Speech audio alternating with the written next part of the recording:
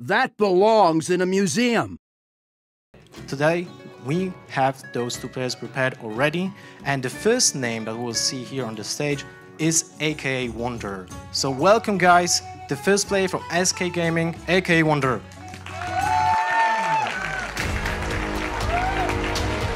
Okay, and second player that we'll see here today, which will be playing against AKAWonders, is the Russian representative, Silvername.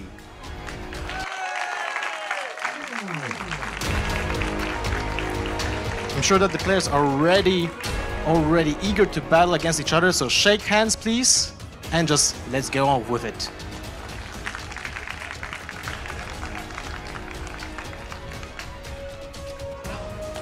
It was a huge low third for him, just essentially made him pass turn, but an equally just strong draw with the Fiery War Axe, so that he at least had something to do that turn, right?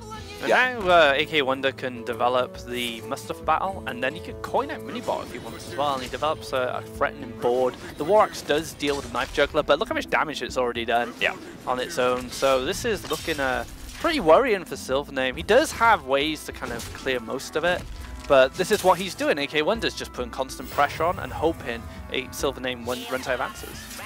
Yeah, chooses to muster first and then attack afterwards to play around Harrison Jones' Kappa.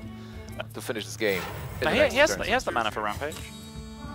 He'll have 8 mana next turn. That's all he needs. Although the Noble Sacrifice is going to lock out one attack, he doesn't have that weapon available anymore, so he doesn't have all the damage that he needs to finish this game. Right. It's just good to count the damage anyway, just to know if there is a possibility or not. The Patron draw the turn after the Whirlwind was used, just a little bit too late here. Yeah. Has to find a defensive play, but the Patron double in a Rage and Armor Up might be his best line. Does it keep him alive? Barely. He's going to look for a more defensive option with the cycle. Well, but if Paladin doesn't pick up anything, then maybe he'll actually find something that Rampage. If that appeared to be Boom, yeah. There was a number 7 on it. That's all we saw. So there's a pretty good chance. Yeah, there it is. And now the Warriors just in such a terrible situation. Those Boom bots. 4 plus 6, 26. Yeah. That would be exactly lethal. Yep. If he picks up Rampage right now, it would be so sad. Okay. All right. Because there's a Noble Sacrifice just waiting for him, and he would still have to go for the combo. You just have to assume this is like Avenge or whatever. Yeah. Hope for the best. Yeah, but now definitely this is the end. Yeah, that tiny little 1/3 taunt is not going to put up a great deal of work here against this board. Especially with the Owl. Wow, the BM Owl. Yeah, what the hell? because the Owl is also Silvername's mascot. That's very true, yeah. Using his own mascot against him. Exactly, right? The mind games. More pressure on himself by spawning extra minions, and he just doesn't get the value he'd want from it. Yeah, Deathspite's such a destructive card against Zoo that you really do have to make the Warriors' life as awkward as possible. Like, make them have to do something extra to get the nice clear. And this is it. The Execute is something extra. Yeah. The Execute be saved for, say, a Doom Guard, you know, a big low feb after it's had its effect, or one thing we've been seeing from AKAWonders, the Void Terrors. Yes. Yeah, Void Terrors are there in the deck as well, but like after executing the Haunted Creeper, it doesn't feature. But still, that was a good play in that very moment. You want to limit the number of minions on the other side of the board, and Silvername still has a lot of tools to deal with whatever is being played.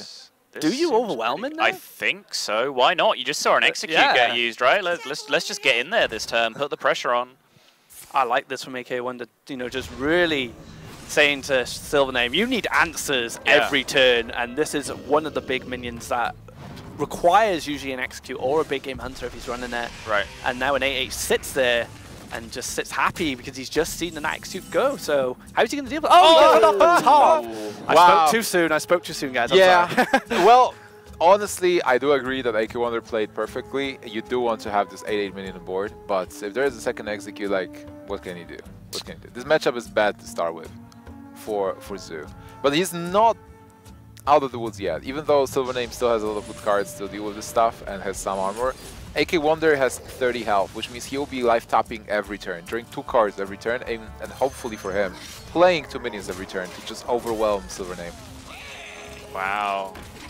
But yeah, that turn was huge. Yeah, that in-game boss, this interaction is so bizarre. It's like, who's actually winning this interaction? It's like, you can spawn free 1-1s, but then I'm just going to blow them up. It's like, that you can use just to trade with that. You've seen double execute being used. Whoa! Implosion into it. Oh, Cool. he gets the number 3 as well. Okay. World's greatest implosion. Can right he get there. a Corsair here? Corsair? Corsair would be fantastic. It's abusive sergeant. Nice. Oh, okay. Well. Yeah, really interesting line there. I think I would have personally gone for the tap to see what I drew, because with both executes gone, just Lotheb, so Rage will just draw 2 cards. And if you run it into the Lotheb with a weapon, like I said, Lotheb's done his job. job done, 5 to face. So, yeah, it just wants to be aggressive. He can miss the 2 damage by clearing the 2/2, and then he can protect his 5/5, or he can just be happy that this scenario has happened anyway, and he's got his damage in. So Doomguard is basically lethal next turn. Doomguard is lethal. Chiron. Yeah. But yeah, I do agree. Like Niche combinations. Oh, look at that! Is that a juggler? Oh, it's a Doomguard. Okay, That'll do it. Yep. AKAWonder, like I said, I mentioned this at the start of the series, there is a real danger that Silvername's lineup that seems to be targeted at control a little bit, slightly slower versions of all the decks that you can bring, slightly slower Patron, slightly slower Rogue. He's just getting punished by AKAWonder here. And hey, I'm not claiming to be a Pilot Shredder fan, let's get that out there right now, but I do like winning. That's a point. Yeah. Alright, that's why you like patrons. Yes. So AKAWonder picks up Innovate here. Dr. Boom at this point? Yeah, the question of do I or do I not play Dr. Boom on turn 7 is usually quite simple. When you scale that back to turn 5, it becomes a lot more appealing. Yeah, the only question maybe, Dr. Boom is absolutely massive. And you were saying earlier, Aspirant trying to get that shade to come out. Well, Dr. Boom might get that shade to come out if he wants to trade. Yeah. Doomsayer boys? Nope. No. But I like how he went. 7? But he chose to open up the Shredder first, which is kind of interesting. He can still attack with the 7/7 to 7/7. Yep.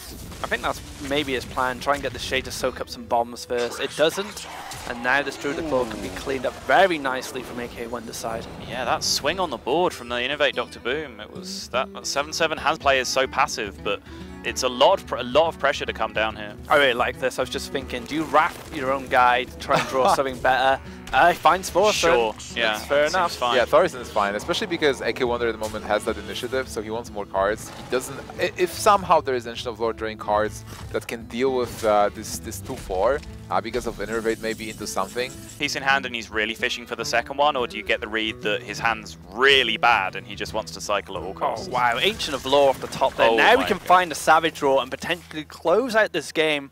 Does he get it? He doesn't get it. Well, so he's close. Yeah, So he's it's not really bad. close. Like, he's in a situation where he might not even need the Savage Roar. He still has, like, how much mana will he have? 9 mana next 9 turn. mana, yeah. So not there yet to swipe and force, but force... Do you just have to go for the Force of clear and nature, hope for the trade best? the 5/5s, yeah. It's not great. I mean, yeah, sorry, trade the forces into here. You can use Keeper as well if you want, or you can use Living Roots to snipe down the last point. So he may just go ahead and decide that, yeah, he's the play here. Yeah. Yeah, he's still dead to combo, so it doesn't matter if he Right. deals this to 4 or not. And This is is there a Savage Roar? Moment.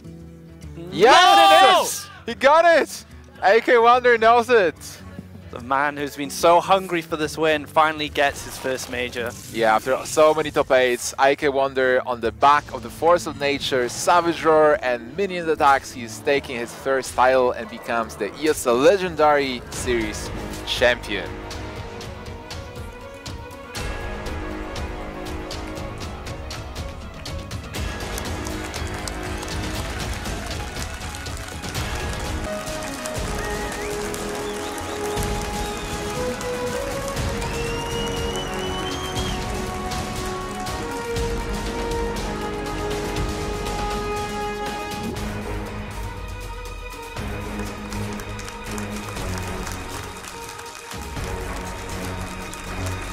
This is yours. Congratulations, man. After a long day, we have a winner of ESL Legendary Series at IEM Katowice 2016.